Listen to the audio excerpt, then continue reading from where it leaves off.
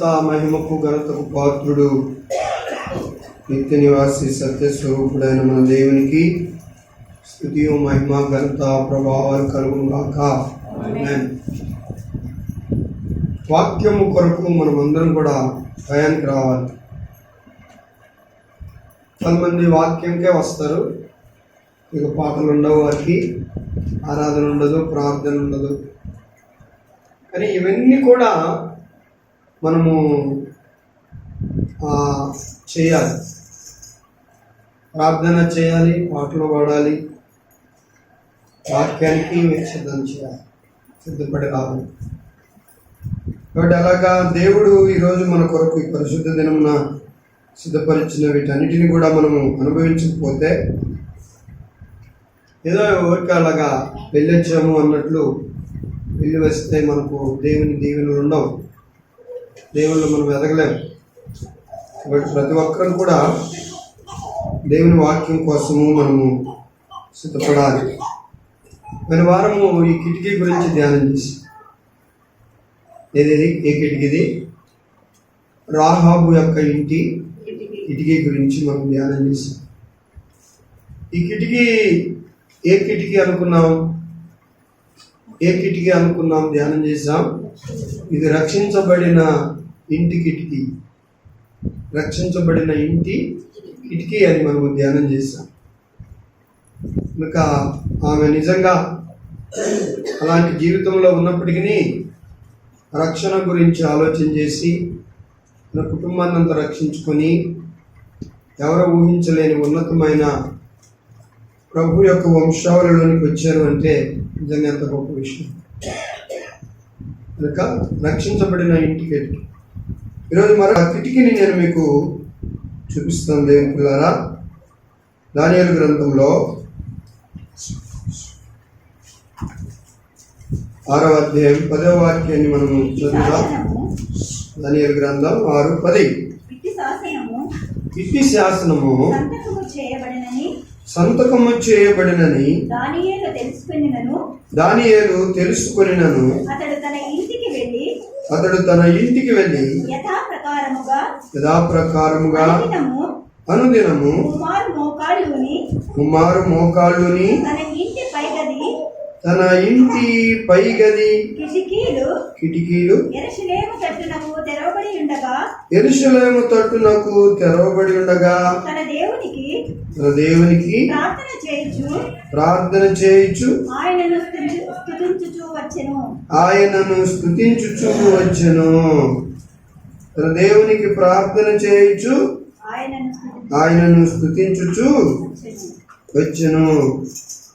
కాబట్టి తన ఇంటి కిటికీ యెరూషలేము దేవాలయం వైపునకు తెరిచి అతడు ప్రార్థన చేయుచు దేవుని స్తుతించుచు వచ్చెను.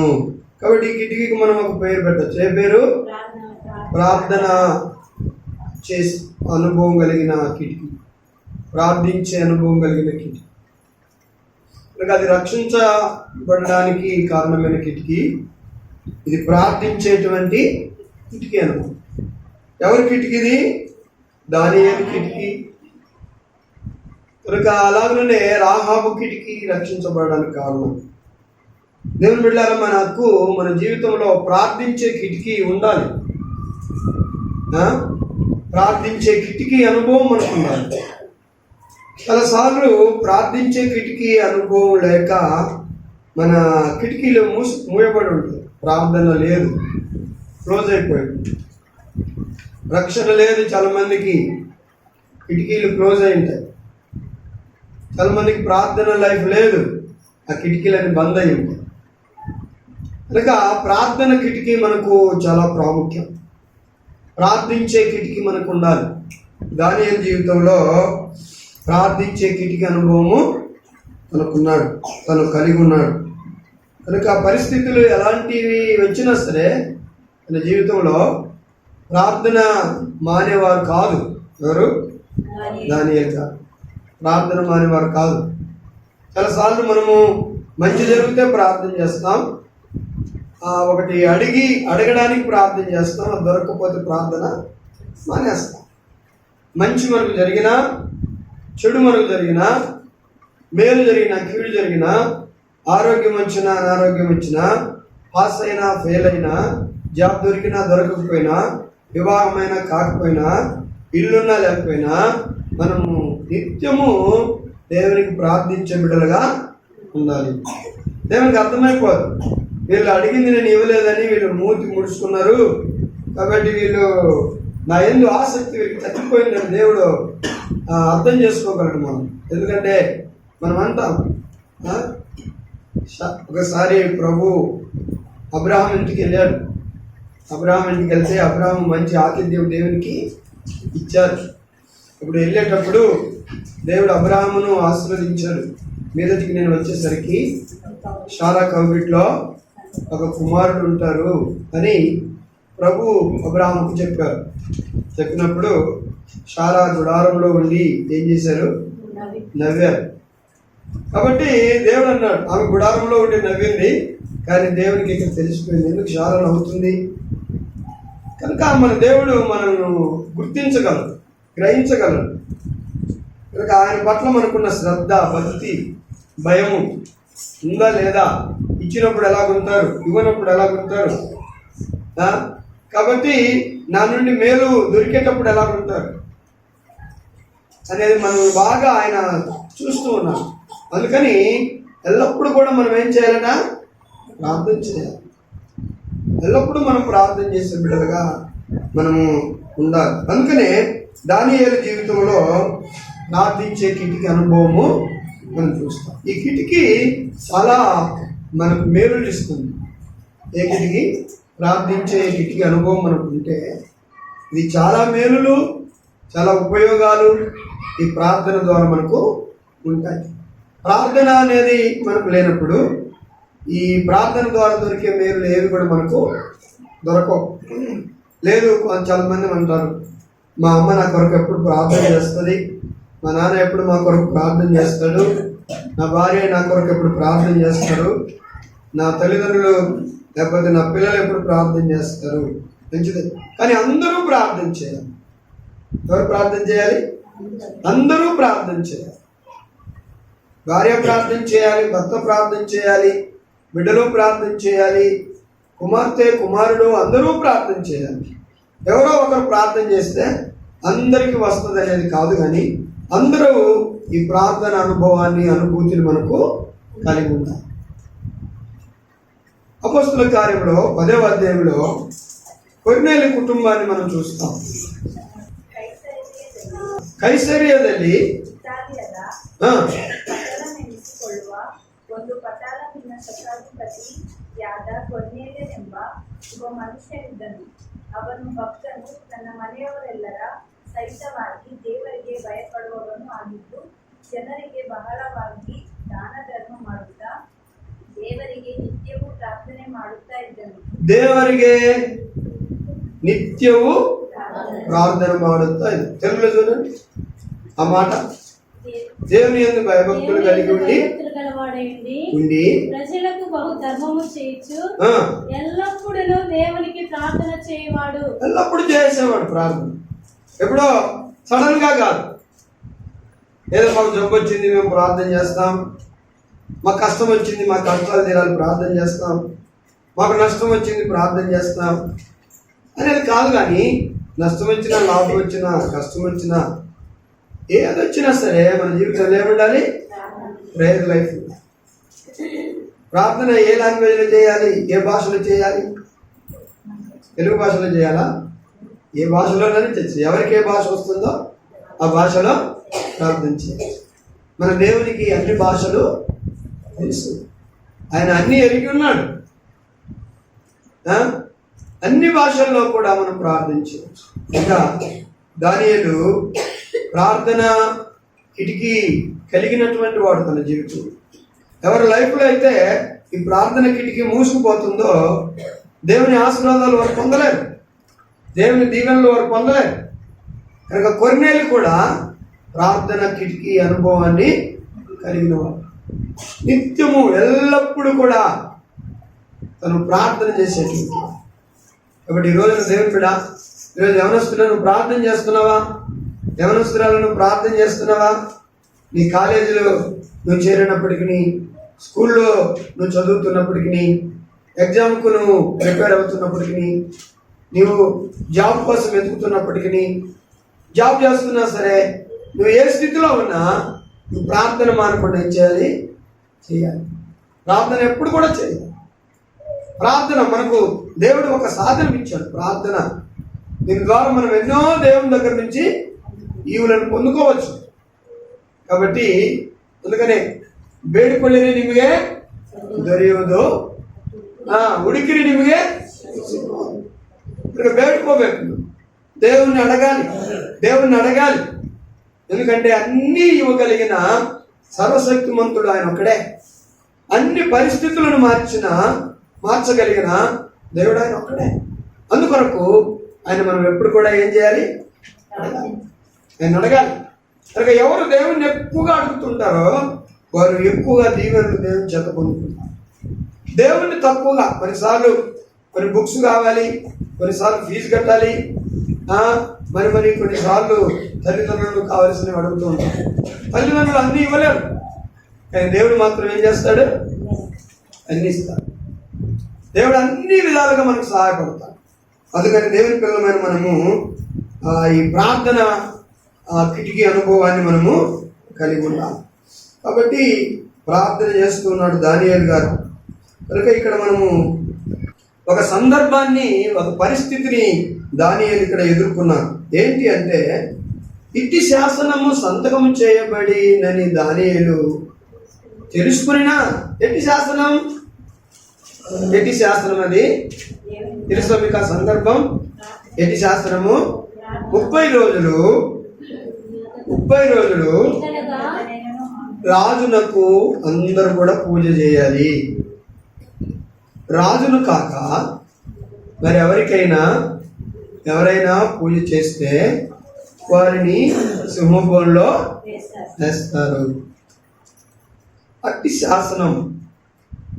రాజుకే 30 రోజులు, నెల రోజులు దేవునికి చేసే పూజలన్నీ రాజుకు చేయాలి. అలా ఎవరైనా చేయకపోతే వాళ్ళు ఏం చేయాలి? సింహంలో.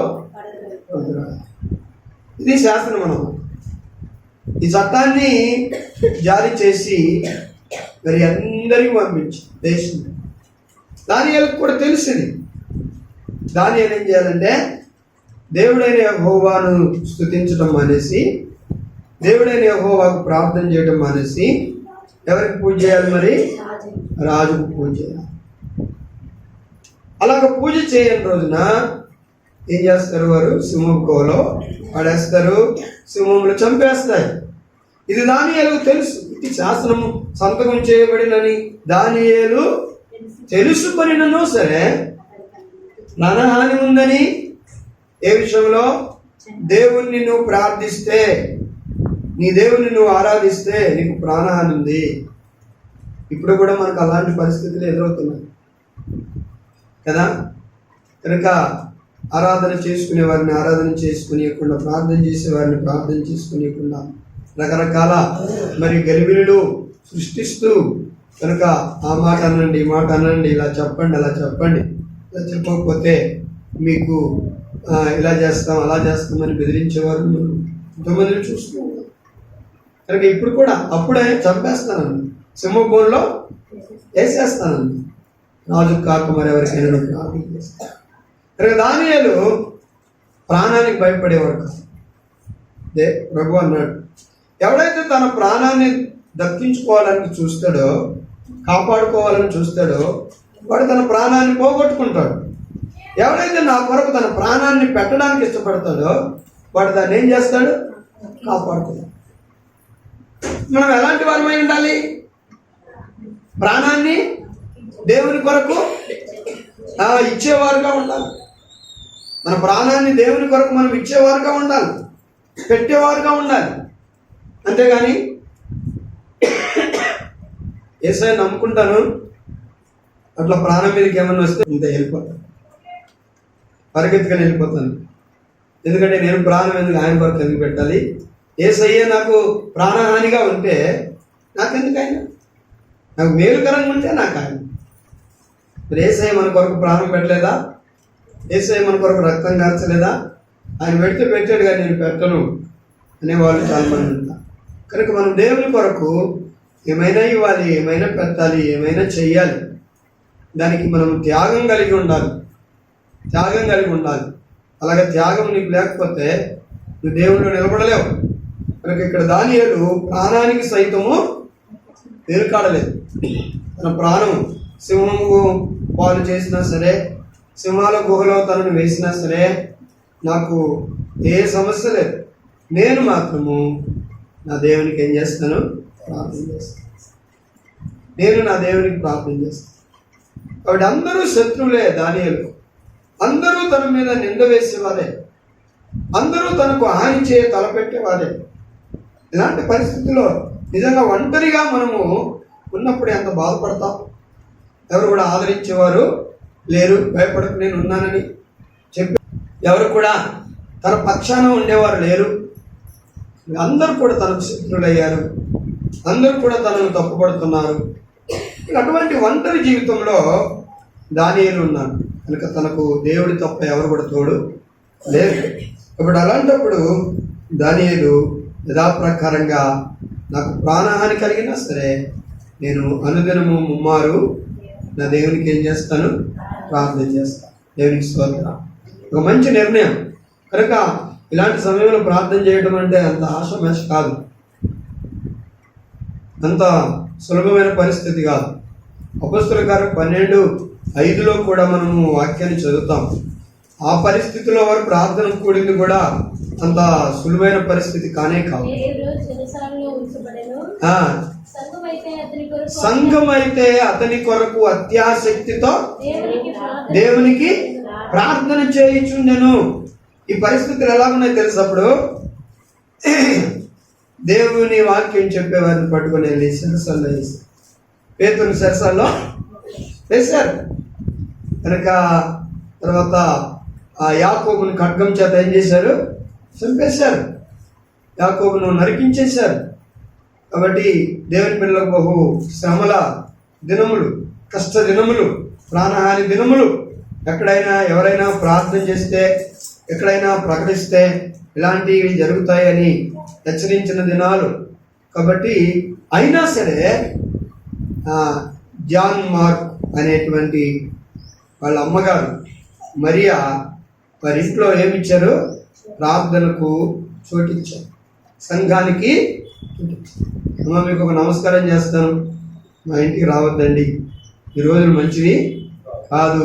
మా ఇంట్లో మీరు వచ్చి ప్రార్థన చేస్తే మమ్మల్ని అందరినీ కూడా కొడతారు, మమ్మల్ని అందరినీ చంపేస్తారు. కాబట్టి మీరు ఎక్కడన్నా ఏ ఇల్లన్నా చూసుకోండి అని అన్నారా? లేదు. ప్రాణాలు పోయేటువంటి పరిస్థితిలో, హింసించే పరిస్థితిలో కూడా జాన్ మార్క్ తల్లి ఏమిచ్చారు? తన ఇంట్లో దేనికి చోటు? ప్రభువును స్తుతించి సంఘం కూడుకొని ఆరాధించడానికి చోటిచ్చారు. కాబట్టి చాలా కష్ట పరిస్థితులు అప్పుడు అయినా చోటిచ్చారు. ఏమైనా సరే మనం ప్రార్థన చేద్దాం రండి అని.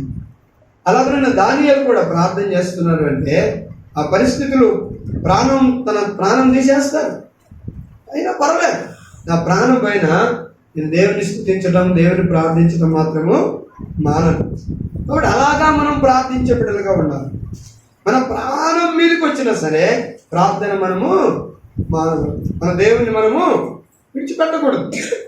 కనుక దానియేలు అటువంటి పరిస్థితులలో ఏం చేశాడు? ప్రార్థన చేశాడు.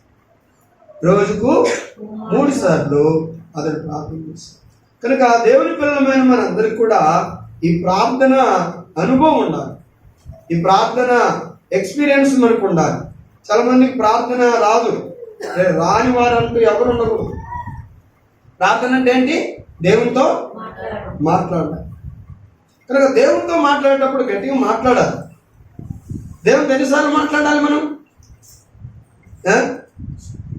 దేవునితో ఎన్నిసార్లు మాట్లాడాలి? మీరు తప్పుగా అనుకోవద్దు నన్ను. ఎవరికైనా ఒక అమ్మాయిని ప్రేమించాడు అనుకోండి, ఎన్నిసార్లు మాట్లాడతాడు? ఎప్పుడు సెల్ ఫోన్లోనే ఉంటాడు. సెల్ ఫోన్ పక్కన పెట్టండి. తను కొత్తగా చేసుకున్నటువంటి అమ్మాయితో భార్యతో, తను కొత్తగా చేసుకున్నటువంటి భర్తతో. కనుక ఇక సెల్ ఫోన్ మానేదే లేదు, 24 గంటలు మాట్లాడాలి. కనుక మాట్లాడడం, నీ భార్యతో మాట్లాడడం తప్పేం లేదు, నీ భర్తతో మాట్లాడడం తప్పేం లేదు. అంతకు మించి ఎవరితోనో మాట్లాడితే నువ్వు నాశనమునకు పోయే మార్గంలో ఉన్నావని తెలుసు. నువ్వు రేపు మాకు ఇరుక్కుపోతావు, అవమానపరచబడతావు, నష్టపోతావు, శాపగ్రస్తులు అవుతారు. మరి దేవుని దీవెనలు మనం పోగొట్టుకుంటామని దేవుడు హెచ్చరిస్తున్నాడు. కాబట్టి దేవునికి ఏం చేయాలి మనము? మరి వారితోనే అంతగా మాట్లాడేటప్పుడు ఇంకా దేవునితో ఎంతగా మాట్లాడాలి? మనం ఎన్నిసార్లు అయినా మాట్లాడాలి దేవునితో. అదే ఇర్మియా గ్రంథంలో 33:1 మరియు 33:3 నాకు మొరపెట్టుము, నేను నీకు ఉత్తరం ఇచ్చేదను, నేను నీకు ఉత్తరం ఇస్తాను, నీవు గ్రహింపలేని గొప్ప సంగతులను గూఢమైన సంగతులను నీకు తెలియజేస్తాను. ఏం చేయమంటాడు దేవుడు? నాకు ప్రార్థన చేయండి, నాకు ప్రార్థన చేయండి, నాకు మొరపెట్టండి, నాకు మొరపెట్టండి. కనుక వ్యక్తిగత ప్రార్థన అనుభవము, కుటుంబ ప్రార్థన అనుభవము, సంఘ ప్రార్థన అనుభవము మనకు ఉండాలి. ఈ 3 ఉండాలి. వ్యక్తిగతంగా మనం ఏం చేయాలి? పర్సనల్గా ప్రేయర్ ఎక్స్పీరియన్స్ ఉండాలి, ఫ్యామిలీ ప్రేయర్ ఎక్స్పీరియన్స్ ఉండాలి, చర్చి ప్రేయర్ ఎక్స్పీరియన్స్ కూడా మనకు ఉండాలి. ఈ 3 లేకపోతే నీవు దేవుని బిడ్డగా జీవించలేవు. ఈ 3 ఉండాలి. కాబట్టి దానియేలు పర్సనల్ ప్రేయర్ ఎక్స్పీరియన్స్ మనం ఇక్కడ చూస్తున్నాం, వ్యక్తిగత ప్రార్థన అనుభవాన్ని మనం చూస్తున్నాం 6:10 దానియేలు గ్రంథంలో. కనుక ఇట్టి శాసనము సంతకము చేయబడినని దానియేలు ఎరిగి ఉండగా, చాలా క్రిటికల్ కదా, తను ఎరిగినటువంటి చట్టం ఎలాంటిది? తను ప్రార్థన చేస్తే సింహభూమిలో వేస్తారు, ప్రాణం తీస్తారని ఇటువంటి చట్టాన్ని చేశారు అని సైన్ చేశాడు రాజు అని ఎరిగి ఉన్నా సరే, ఎంత క్రిటికల్ అయినా సరే ప్రార్థన మానను, ప్రార్థన ఆపను. మీరు ఎగ్జామ్ కొరకు ప్రిపేర్ అవుతున్నారు ఇప్పుడు చాలామంది. ఎగ్జామ్ రాకముందు, రేపు సోమవారం నుండి చాలా మందికి ఎగ్జామ్స్ కనుక మరి కొంతమందికి మరొక డేట్స్ ఉండొచ్చు. కానీ నాకు ఎగ్జామ్స్ ఉన్నాయి. ఎగ్జామ్కు ముందు ఒక వారం రోజులు నేను రోజుకు 1 గంట ప్రార్థన చేయాలి అని అనుకున్నారా? అనుకోలేదు. ఆ ప్రార్థన ఎగ్జామ్ రాసేటప్పుడు పాస్టర్ గారు మా కోసం ప్రార్థన చేయండి, నేను ఫస్ట్ క్లాస్లో పాస్ కావాలి అని అప్పుడైతే అడవుడిగా ప్రార్థన చేసుకుని వెళ్ళి రాస్తుంది. లేదు, నీకు ఒక ప్రిపరేషన్ ఉండాలి. నువ్వు టెస్ట్ కోసం ఎలాగైతే టెక్స్ట్ బుక్లు అన్ని చదివి ప్రిపేర్ అవుతున్నావో అలాగే దేవుని కూడా అడగాలి. ఇదిగో నేను ఈ వారం రోజులు రోజు 1 గంట ఈ టయానికి నేను ఏం చేస్తాను?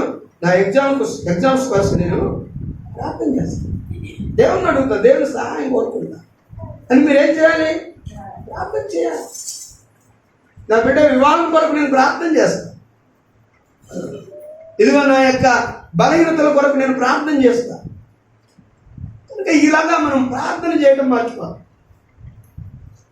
దేవుని పిల్లలు ఎప్పుడు కూడా ఎవరు అవేంటి కాపీస్ ఎవరేస్తారా, చీటీలు ఎవరేస్తారని చూసుకోకూడదు.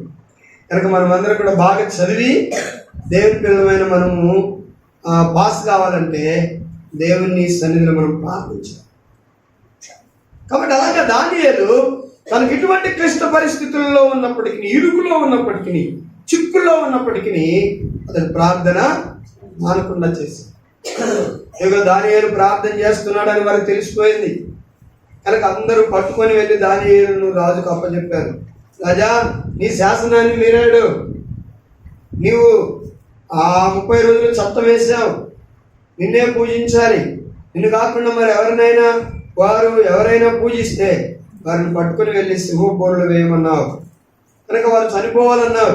ఇదిగో దానియేలు నీ శాసనాన్ని తిరస్కరించాడు, తన దేవునికి ప్రార్థన చేస్తున్నాడు, ఇదిగో పట్టుకొని వచ్చాం అని చెప్తే అతన్ని పట్టుకుని వెళ్ళి ఏం చేశారు?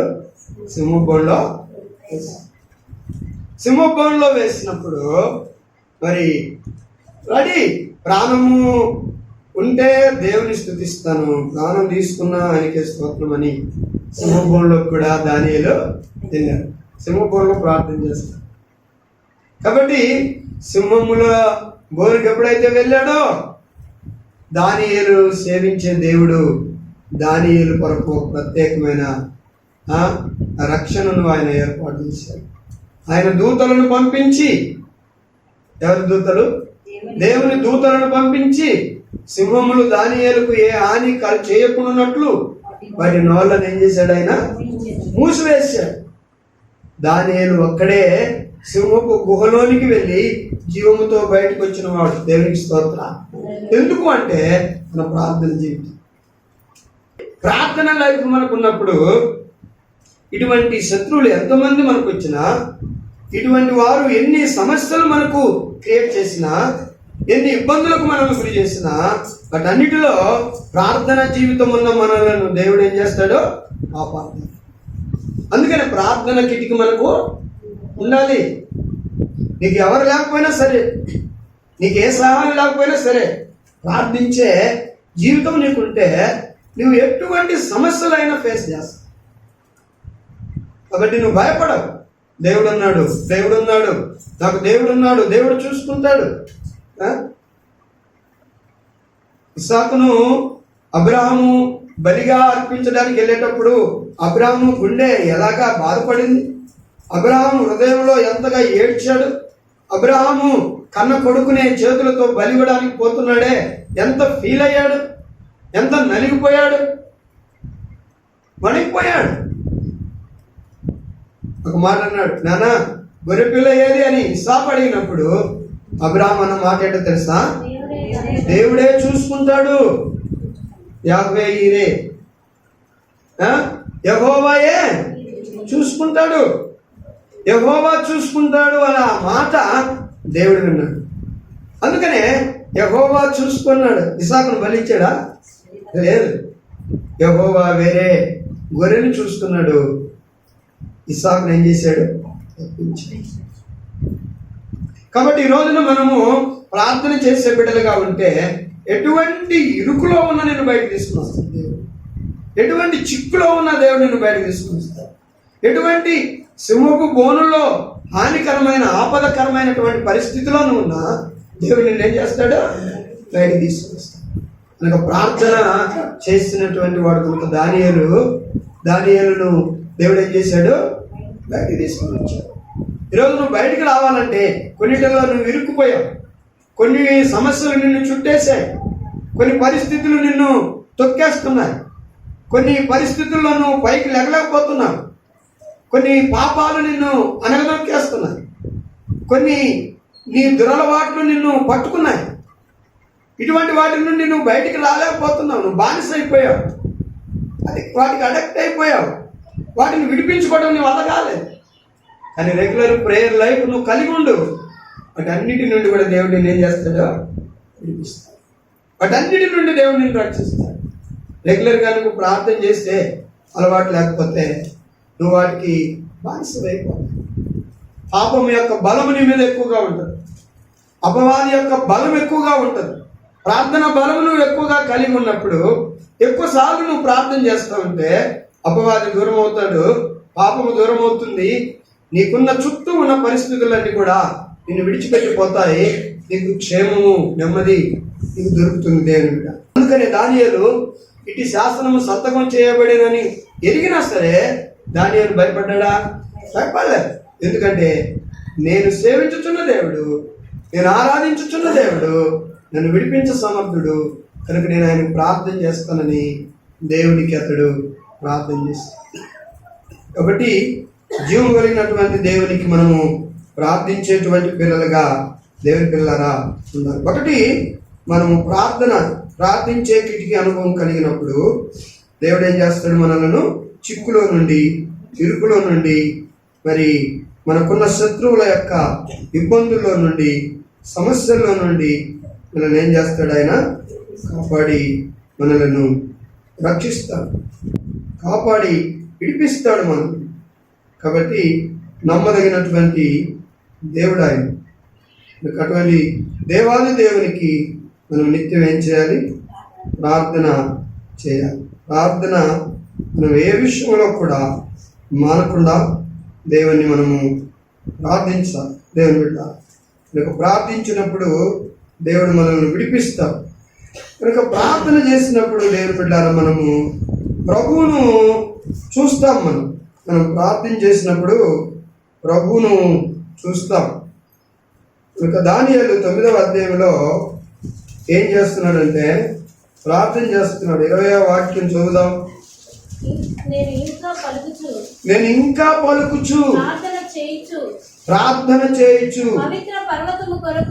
పవిత్ర పర్వతం కొరకు నా దేవుడైన యెహోవా ఎదుట నా పాపమును నా జనమి యొక్క పాపమును ఒప్పుకొనుచు నా దేవుని విజ్ఞాపన చేయుచునుంటిని. ప్రార్థన చేస్తాను. నేను ఇంకనూ ప్రార్థన చేస్తాను. ప్రార్థన చేయడానికి ఎలా సిద్ధపడ్డాడో తెలుసా? 9 మనము దేవులో కనుక ప్రార్థన చేయడానికి 3వ వాక్యంలో అంతటా నేను గోనెపట్ట కట్టుకొని ధూళి తలపైన వేసుకొని ఉపవాసం ఉండి ప్రార్థన విజ్ఞాపన చేయుటకై ప్రభు అయిన దేవుని ఎదుట మనసును నిబ్బరం చేసుకోవాలి. మన మనసు ఎక్కడెక్కడికో మనల్ని తీసుకుని వెళ్తుంది. స్థిరంగా ఉండదు, కుదురుగా ఉండదు. కానీ ప్రార్థన చేయడానికి మన మనసును ఏం చేయాలి? నిబ్బరం చేసుకోవాలి, స్థిరపరచుకోవాలి. లేదు, నేను ప్రార్థన చేయాలి. నీ కుమారుని కొరకు, నీ కుమార్తె కొరకు, నీ కుటుంబం కొరకు, నీ పరిస్థితుల కొరకు నువ్వు ప్రార్థన చేయడానికి నీ మనసును నిబ్బరం చేసుకోవాలి. కనుక ఇలాగ ప్రార్థన నేను ఇంకనూ ప్రార్థన చేస్తూ ఉంటే చూద్దాం. 5వ వాక్యం ఒకసారి చూడండి. 10లో 5 నేను కన్నులెత్తి చూడగా నార బట్టలు ధరించుకున్న ఒకడు నాకు కనబడ్డాడు. అతడు నడుమున మేలిమి బంగారు నడికట్టు కట్టుకొని ఉండెను. అతని శరీరము రక్తవర్ణపు రాతి వంటిది. అతని ముఖము మెరుపు వలె ఉండెను. అతని కన్నులు జ్వాలామయమైన దీపములను అతని భుజములు పాదములు తలతలలాడు ఇత్తడిని ఎవరైనా ప్రభువును అతడు చూచాడు. అనగా ఆయన యొక్క స్వరూపాన్ని మరి దానియేలు తెలియజేస్తూ ఉన్నాడు. కనుక దేవుని పిల్లలమైన మనము ప్రార్థన చేస్తున్నప్పుడు ప్రభు స్వరూపాన్ని చూస్తాం.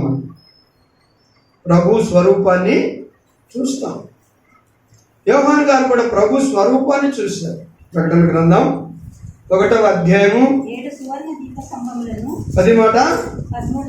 13 నుండి 7 సువర్ణ దీపస్తంభములను ఆ దీపస్తంభముల మధ్యను మనుష్య కుమారుని పోలిన ఒకనిని చూచితిని. ఎక్కడున్నప్పుడు ఏం చేస్తున్నాడు? ఇది చూసేటప్పుడు ఆయన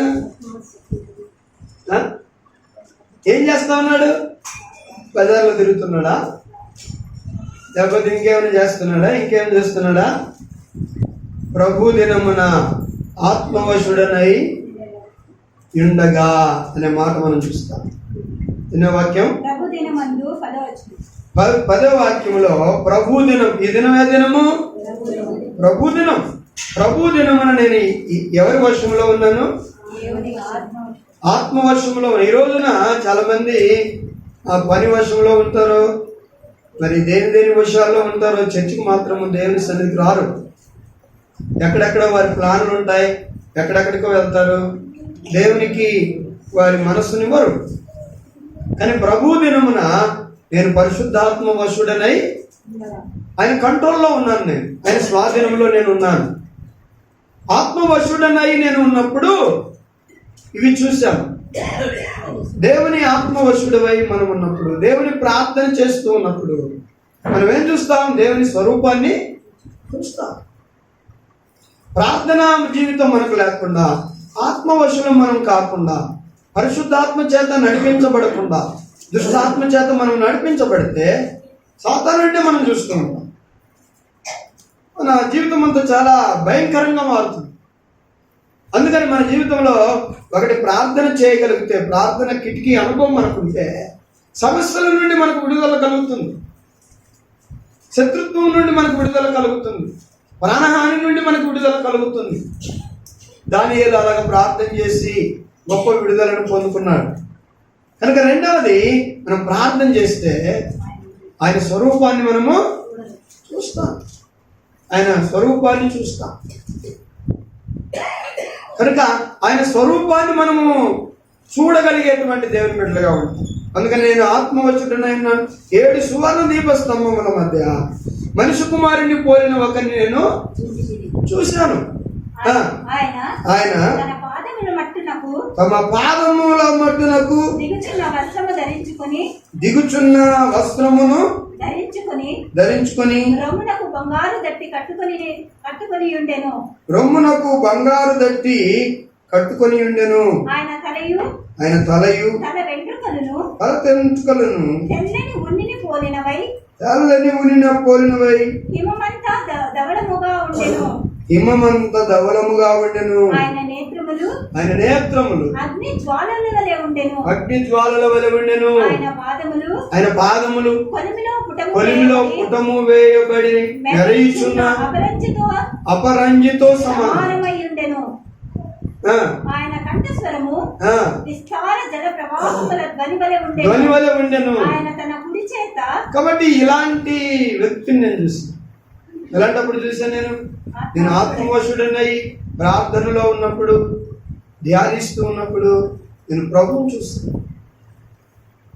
యోహాను భక్తుడు తన అనుభవాన్ని చెప్తున్నాడు, దానియేలు తన అనుభవాన్ని చెబుతున్నాడు.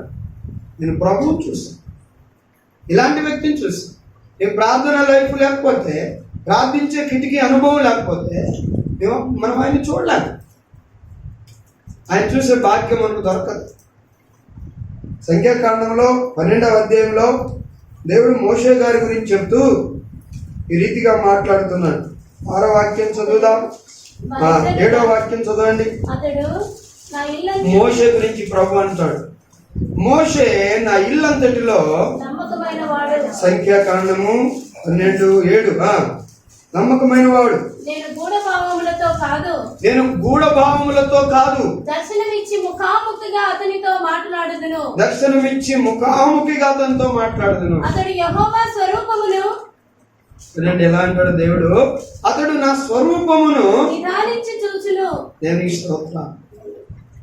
నిదానించి చూసినవాడు నా స్వరూపాన్ని. ఎందుకు నిదానించి చూడగలిగాడు దేవుని స్వరూపాన్ని అంటే 40 రాత్రులు 40 పగళ్ళు ఆ హోరేబు కొండ మీద ఏం చేశాడు? కనిపెట్టుకొని ప్రార్థన చేశాడు.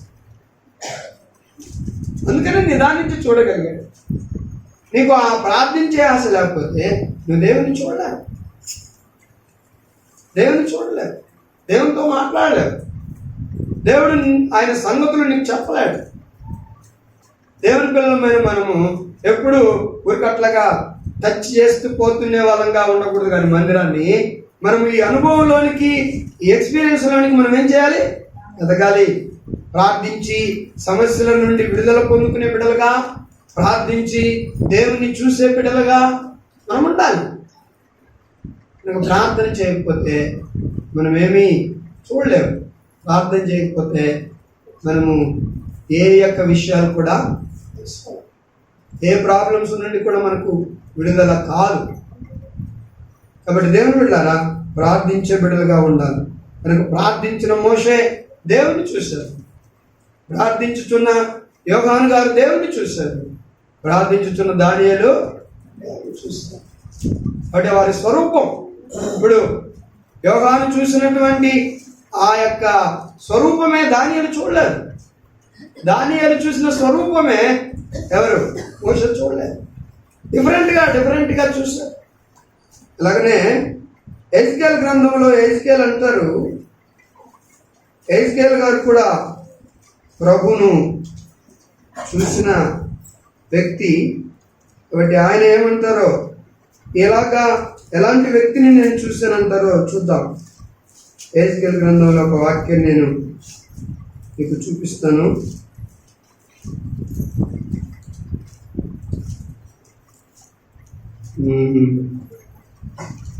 ఎనిమిదవ అధ్యాయం 2వ వాక్యం చదువుదాం. ఎజ్కేల్ గ్రంథంలో అంతటా నేను చూడగా అగ్నిని పోలిన ఆకారము నాకు కనబడెను. అగ్నిని పోలిన ఆకారము నాకు కనబడెను. నడుము మొదలుకొని దిగువకు అగ్నిమయమైనట్టుగాను కాళ్ళ వరకు అగ్నిని పోలిన రూపము నాకు కనబడింది. నడుము మొదలుకొని పైకి తల వరకు తేజోమయమైనట్టుగాను కరుగుచున్న బంగారము లాగా అపరంజిని అయినట్టుగా ఆయన నాకు కనబడెను. చూసారా ఎజికేలుకి ఎలా కనబడతాడు? ఒక్కొక్క భక్తునికి ఒక్కొక్క రకమైన స్వరూపాన్ని దేవుడు చూపించాడు. యోహాను చూసినట్లే ఉన్నారు అనడానికి లేదు, ఎజికేలు చూసినట్లే ఉన్నారు అనడానికి లేదు, దానియేలు చూసినట్లే ఉన్నారు అని చెప్పడానికి లేదు, మోషే గారు చూసినట్లే ఉన్నారు. కనుక దేవుడిని ఎవరు ప్రత్యేకంగా ఇలాగే ఉన్నారని చెప్పలే.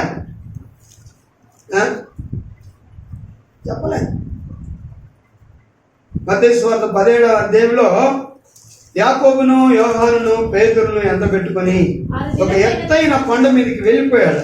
6 దినములైన తరువాత యేసు పేతురును యాకోబును అతని సహోదరుడైన యోహానును వెంట పెట్టుకొని ఎత్తైన కొండ మీదకి ఏకాంతముగా పోయి వారి ఎదుట రూపాంతరం పొందెను. ఆయన ముఖము సూర్యుని వలె ప్రకాశించెను. చూడండి, ఇక్కడ వీళ్ళకి ఒక రకంగా సూర్యుని వలె ప్రకాశించెను. ఆయన వస్త్రములు వెలుగు వలె తెల్లనివైపోయాయి.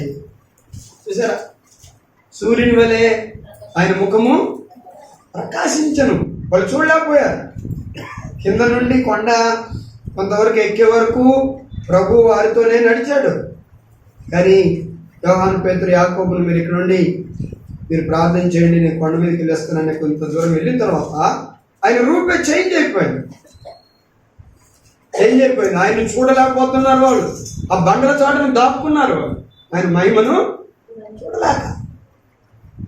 మనం ప్రార్థించే బిడ్డలుగా ఉంటే మనము ఆయన గురించిన సాక్ష్యము చెప్పగలిగే వాళ్ళుగా ఉంటాం. ఆయన స్వరూపాన్ని వివరించే బిడ్డలుగా ఉంటాం. ప్రార్థన చేసిపోతే మనం చచ్చే వరకు ఆయన చూడలేరు, ఆయన స్వరాన్ని వినలేరు. కనుక ప్రార్థించేటువంటి వారికి ఆయన స్వరూపాన్ని ఆయన చూపించేవాడు అయ్యి ప్రార్థించే వారిని సమస్యల నుండి విడిపిస్తాడు. ఆయన కష్టాల్లో నుండి ఏం చేస్తారు? విడిపిస్తాడు. మరణం నుండి తప్పిస్తాడు. ఇబ్బందుల నుండి, ఇరుకుల నుండి విడిపిస్తాడు దేవుడు. దానియేలును విడిపించాడు, దానియేలును కనిపించాడు. కాబట్టి ఈ రోజున దేవుని పిల్లలమైనటువంటి మనము ఏం చేయాలి? ప్రార్థించే బిడ్డలుగా ఉండాలి. ఇంకా దానియేలు ప్రార్థన చేస్తున్నప్పుడు 9వ అధ్యాయంలో మరొక విషయాన్ని మనం చూస్తాం. మరొక విషయం ఏంటి? దానియేలు ప్రార్థన చేస్తూ ఉన్నప్పుడు మరి యొక్క విషయాన్ని మనం చూస్తాం. కనుక ప్రార్థన చేస్తున్నటువంటి దానియేలుకు నేను ఇంకనూ ప్రార్థన చేయుచుండగా పవిత్ర పర్వతము కొరకు నా దేవుడైన యెహోవా ఎదుట నా పాపమును, నా జన్మ యొక్క పాపమును ఒప్పుకొనుచు నా దేవుని విజ్ఞాపన చేయుచునుంటిని. నేను ఇలాగున మాట్లాడుచు ప్రార్థన చేయుచుండగా మొదట నేను దర్శనమందు చూచిన అతి ప్రకాశమానుడైన గాబ్రియేలును ఆ మనుషుడు సాయంత్రపు బలి అర్పించు సమయమున నాకు కనబడి నన్ను ముట్టెను. కాబట్టి ఇక్కడ గాబ్రియేలును చూశాడు. ఎవరు? దానియేలు గాబ్రియేలును చూశాడు. దేవుని చూడడం కాదు, ఇక్కడ గాబ్రియేలును చూశాడు. గాబ్రియేలును చూశాడు. ఎందుకు గాబ్రియేలు వచ్చాడు? గాబ్రియేలు మరియ దగ్గరికి వచ్చిన దూత ఎవరు? గాబ్రియేలే. కనుక ఒక ప్రత్యేకమైన వర్తమానము తీసుకొని వస్తుంది ఈ దూత. దేవుని దగ్గర నుంచి ఒక ప్రత్యేకమైన, భూమి మీద ఉన్న వారికి ఏదైనా చెప్పాలి అంటే దేవుడు గాబ్రియేలుని పంపిస్తాడు. కనుక గాబ్రియేలు కన్య మరియ దగ్గరికి గాబ్రియేలే వచ్చింది. నీవు పరిశుద్ధాత్మ వలన గర్భం ధరిస్తావని చెప్పింది ఆమె, ఆ దూతే. తర్వాత ఇక్కడికి గాబ్రియేలు వచ్చింది ప్రార్థన చేస్తామంటే. ఎందుకు గాబ్రియేలు వచ్చిందంటే మనం అక్కడ చూస్తాం. అతడు ఆ గాబ్రియేలు నాతో మాట్లాడి ఏ సంగతి? ఆ సంగతి నాకు తెలియజేశాడు. ఆ విషయాన్ని నాకు తెలియజేశాడు. ఏ విషయము? యెరూషలేము పాడు దెబ్బ వలె ఉంటుంది, అన్న ఇర్మియా ప్రవచనము ప్రకారము బబులోనుకు మేము వచ్చాము. అక్కడ ప్రజలు లేని నివాసము అయిపోయింది. యెరూషలేము పాడుదిబ్బ అయిపోయింది. మేము 70 వారాలు అంటే 70 సంవత్సరాలు ఇక్కడ ఇర్మియా ప్రవచించిన ప్రకారంగా బబులోను చెరను అనుభవించాను. ఇక మేము బయటికి వెళ్ళేది ఎప్పుడు, నాకేం అర్థం కావట్లేదు అని మరి ప్రార్థన చేస్తున్నప్పుడు ఆ సంగతిని తెలియజేయడానికి దేవుడు ఏం చేశాడు? గాబ్రియేలును పంపించాడు. కనుక కొన్నిసార్లు మనం దేవుని సంగతులు తెలుసుకోవడానికి ఆశ కలిగితే మనం ప్రార్థన చేయాలి. ప్రార్థన చేయనప్పుడు దేవుడు ఏం చేస్తాడు? మనకు వాటిని తెలియజేస్తాడు. ఏ సంగతి ఎట్లా ఉంటే నాకెందుకు, నా సంగతి నేను చూసుకుంటే బాగుంటుందని ఎప్పుడు ఈ లోక సంబంధమైన సంగతులు నేను చూసుకుంటే దైవిక సంగతులు దేవుని చేత నువ్వు తెలుసుకోలేవు. ఈ సంగతులే సరిపోతాయి నీకు సత్యవరం.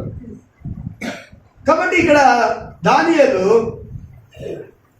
యెరూషలేము పాడు దెబ్బగా ఉంటుంది అని చెప్పిన ఆ ఇర్మియా ప్రవచన నెరవేర్పు, ఆ చెర నెరవేర్పు ఇవన్నీ కూడా అయిపోతున్నాయి. ప్రభువా మరి మమ్మల్ని ఎప్పుడు బయటకు తీసుకుని వెళ్తావు అని ఈ తెలుసుకోవడం కొరకు ప్రార్థన చేసినప్పుడు వాటి గురించిన వివరణ గ్రహింపు ఇవ్వడానికి దేవుడు గాబ్రియేలును పంపించాడు. అంటే ప్రార్థన మనం చేయనప్పుడు మనము గ్రహించలేని వాటిని గ్రహించగలుగులాగున దేవుడు మనకేం చేస్తాడు?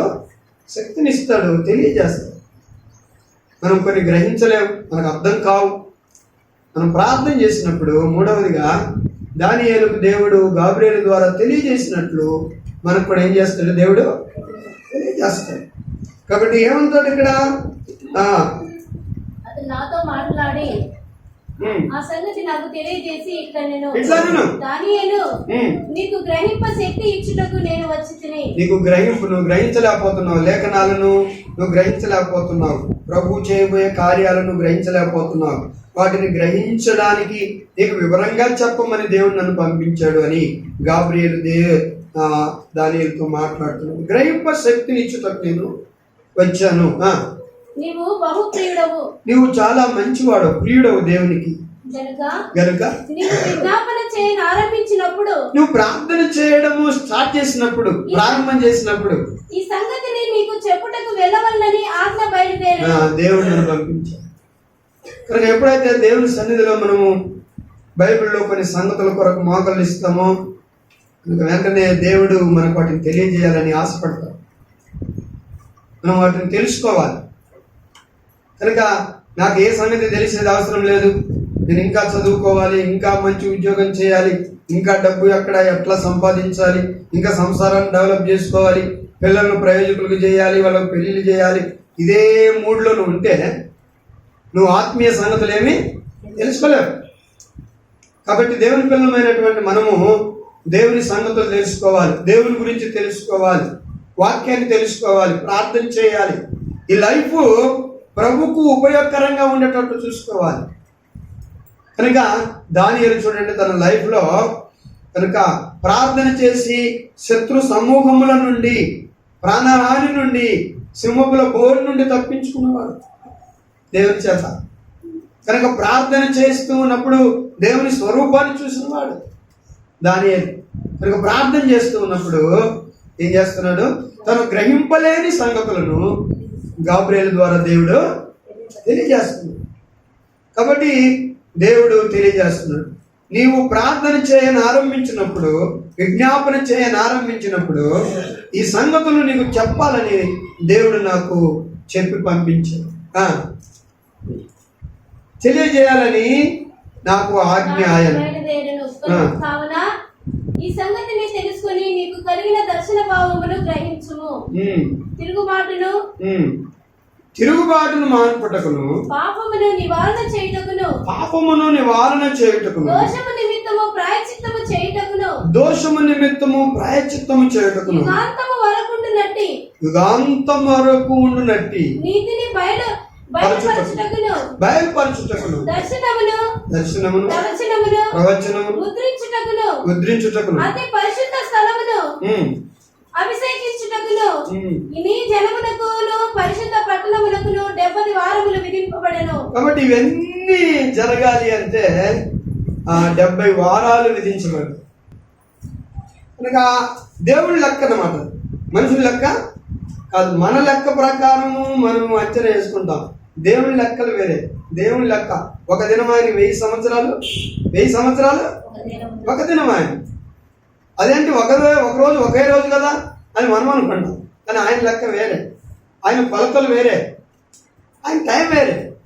కాబట్టి ఆయన టైం, ఆయన కొలత, ఆయన కాలం ప్రకారమే దేవుడు జరిగిస్తాడు కానీ మనిషి ప్రకారం కానీ కాదు. మొన్న ఎవరు అంటుంది ఇక 4 రోజులకు మెస్సయ్య వచ్చేస్తాడు. ఇక నేను వచ్చేది నాకే తెలియదని యేసయ్యాను. నా తండ్రికి తప్ప ఎవరికి తెలియదు, దేవదూతలకు తెలియదు, పరలోకమందు ఉన్న వాళ్ళకి ఎవరికి తెలియదు అన్నప్పుడు ఎవరో ఆయన చెప్పారంట, లండన్లోన ఎక్కడో ఉన్నటువంటి ఒక వ్యక్తి ఇక 4 రోజులకు మెస్సయ్య వచ్చేస్తాడు. అలాగే అన్నారు 3 మంది, అందరూ పప్పులో కాలేశారు. కాబట్టి ఈ సూచనలు కొన్ని ఉన్నాయి. ఆ సూచనలను బట్టి ప్రభు వస్తారు, అంతేగాని ఎప్పుడు వస్తారన్నది మనం ఖచ్చితంగా చెప్పలేము. ఎప్పుడు వస్తారన్నది మనం చెప్పలేము. అందుకనకు వస్తాడు అన్నది మనకు తెలుసు. ఎలా తెలుసు? జరుగుతున్న ఈ సూచనలను బట్టి రాజ్యం మీదకి రాజ్యం లేస్తుంది, జనం మీదకి జనం లేస్తున్నారు. ఆయన నామమున ప్రార్థన చేసి మనలను చెదరగొడుతున్నారు, కొడుతున్నారు, చంపుతున్నారు. కాబట్టి ఇవన్నీ కూడా ఆయన చెప్పిన సూచనలు జరుగుతున్నాయి. కనుక ప్రభు వస్తాడు, ఎప్పుడు వస్తాడో తెలియదు. మరి ఈ వచ్చే సూచనలు మనము ఎరుగుదాం కనుక మనం ఏం చేయాలి? సిద్ధపడాలి. బాప్తిసం తీసుకుని వారు బాప్తిసం తీసుకోవాలి, మారు మనసు పొందాలి, పాప క్షమాపణ పొందాలి, రక్షించబడాలి. ఇంకా లేదులే, ఇంకా టైం ఉందిలే అనుకుంటే ఈ లోపల ప్రభు వచ్చాడు అనుకోండి, మీరు ఇడవబడతారు. ప్రభుని నమ్ముకున్న వాళ్ళందరూ ఎత్తపడతారు. అప్పుడు బహు వేదనకు, కష్టాలకు, కన్నీలకు గురవుతారు. ఆ బాప్తిసం తీసుకున్నట్లే నేను ఎగిరిపోతానంటే ఆ బాప్తిసానికి తగిన పరిశుద్ధ జీవితం నువ్వు లేకపోతే కూడా నువ్వు ఇడవబడతావు. కాబట్టి దేవుని ఇప్పుడు అయస్కాంతము ఇనుమును మాత్రమే ఆకర్షించుకుంటుంది. అలాగే పరిశుద్ధుడైన దేవుని ఎవరు ఆకర్షించుకుంటారు? పరిశుద్ధులే ఆకర్షించుకుంటారు. పరిశుద్ధుల్ని ఆయన ఆకర్షించుకుంటాడు, పాపుల్ని ఆయన ఆకర్షించుకోడు. వాళ్ళే ఎత్తబడతారు. ఈరోజు నువ్వు పరిశుద్ధతను కాపాడుకోవాలి, నిరక్షణను కాపాడుకోవాలి, మారు మనసుకు తగినట్లుగా బ్రతకాలి. కాబట్టి అలాగే బ్రతకకపోతే నేను బాప్తిసం పొందుకున్నాను అంతే, ఒక 4 రోజులు బాగుందంటే నేను అప్పుడే పడిపోయాను, అప్పుడే చెడిపోయాను, అప్పుడే దారి తప్పాను నేను అనుకుంటానంటే నువ్వు బహువేదన పడుతుంది. కాబట్టి ఈ రోజున నువ్వు సరి చేసుకో. దేవుడు మరొక రోజును మరొక తరుణం నీకు ఇచ్చాడు. నీ ఒంటరి లైఫ్ ఎలాగ జరుగుతుందో సరే నువ్వు హెచ్చరించుకొని సరి చేసుకోకపోతే నువ్వు నష్టపోతావు. అందుకని దేవుడు బిడ్డారా 3 విధములైనటువంటి మేలులను దానియేలు తన జీవితంలో పొందుకున్నాడు. ఒకటి, అతడు సమస్యల నుండి, శత్రువుల నుండి, హానికరమైన వాటి నుండి తప్పించుకున్నాడు. రెండవది, అతడు ప్రభు స్వరూపాన్ని చూశాడు. మూడవది, అతడు జరగబోయే సంగతులను గురించిన వాక్య గ్రహింపును గాబ్రియల్ ద్వారా తీసుకున్నాడు. కాబట్టి మనకు కూడా ఏముండాలి? ప్రార్థన. ఈ ఎక్స్పీరియన్స్ మనకు కూడా ఉంటే దానియేలు గారి వల్ల మనం కూడా ఏం చేస్తాం? కొర్నేలు కూడా ప్రార్థిస్తున్నాడు, నిత్యము ప్రార్థించాడు. అనగా తనకేం కలిగింది? దర్శనం కలిగింది. అతను ఇంచుమించు 3 గంటలు అప్పుడు ప్రార్థన చేస్తున్నప్పుడు ఇదిగో ప్రభు దూత అతనికి కనపడింది. ప్రభు దూత కనపడింది. ఎవరికి కనపడింది? ప్రభు దూత. నాకు కనపడితే బాగుండని అనుకుంటాను నేను. కనపడితే బాగుందంటే కనపడుతుందా? లేదు. ప్రార్థన లైఫ్ ఉండాలి, ప్రేయర్ లైఫ్ ఉండాలి. ఈ లోకమంతా అపవాది చేత నిండి ఉంది. నువ్వు ఎక్కడికి వెళ్ళినా పాపమే ఉంటుంది. నువ్వు ఎక్కడికి వెళ్ళినా నిన్ను శోధిస్తారు, ఎక్కడికి వెళ్ళినా నేను పడగొడతారు, ఎక్కడికి వెళ్ళినా నేను చెడగొడతారు, ఎక్కడికి వెళ్ళినా నీకు మంచి అన్నది దొరకదు, కనబడదు. కానీ రక్షించబడిన నిన్ను నువ్వు ఏం చేయాలి? ప్రొటెక్ట్ చేసుకోవాలి, నిన్ను నువ్వు కాపాడుకోవాలి. ఇదిగో ఎక్కడైతే పాపం ఉందో, ఎక్కడైతే చెడు ఉందో, ఎక్కడైతే దేవునికి విరోధమైన లైఫ్ ఉందో అక్కడి నుంచి ఏం చేయాలి? దూరం అయిపోవాలి, పారిపోవాలి. అలా పారిపోకపోతే నువ్వు నష్టపోతావు, నీ బ్రతుకు పాడైపోతుంది, భ్రష్ట్ అయిపోతుంది. అందుకొరకు దేవుని బిడ్డారా అతడు ప్రార్థన చేసేవాడు కనుక ఎల్లప్పుడు అతడు ఏం చేశాడు? ప్రభు దూత నువ్వు ఆ దర్శనం మందు తేటగా చూశాడు. కాబట్టి ఏం చేయాలో అవన్నీ కూడా దేవుని దూత అతనికి చెప్పాడు. కాబట్టి ఇలాగా ప్రార్థించే వారికి ఎన్నో రకాలైనటువంటి మేలులు ఉన్నాయి. ప్రార్థించని వారికి అన్ని నష్టాలే, అన్ని కష్టాలే, అన్ని బాధలు. కనుక మనం కూడా రాకపోతే తన వారందరినీ రక్షించుకునే ఒక రక్షణ కిటికీ అనుభవం కలిగిన ఆమె. అలాగనే మనం కూడా అలాంటి రక్షణ కిటికీ అనుభవం కలిగి ఉండాలి. రెండవది దానియేలు గారి వలె ప్రార్థించే కిటికీ అనుభవం కలిగి ఉండాలి. దానియేలు పరిస్థితులను చూడలేదు, కానీ ఇలాగున్నా సరే పరిస్థితులు నేను నిత్యము ముమ్మారు మోకాళ్ళు వచ్చి ప్రార్థన చేస్తాను. ఇంకా నీ లైఫ్లో కూడా, నీ కుటుంబంలో కూడా నిత్యము యవనస్తులు కానీ, యవనస్తురాలు కానీ, పెద్దలు కానీ, పిల్లలు కానీ అందరూ కూడా నిరంతరము దేవునికి ఏం చేసే వాళ్ళంగా ఉండాలి? మనం ప్రార్థన చేయాలి. ప్రార్థన చేయమని మన బిడ్డలను మనం ప్రోత్సాహపరచాలి. ప్రార్థనను మన బిడ్డలకు నేర్పించాలి. వాక్యాన్ని చదవడం నేర్పించాలి.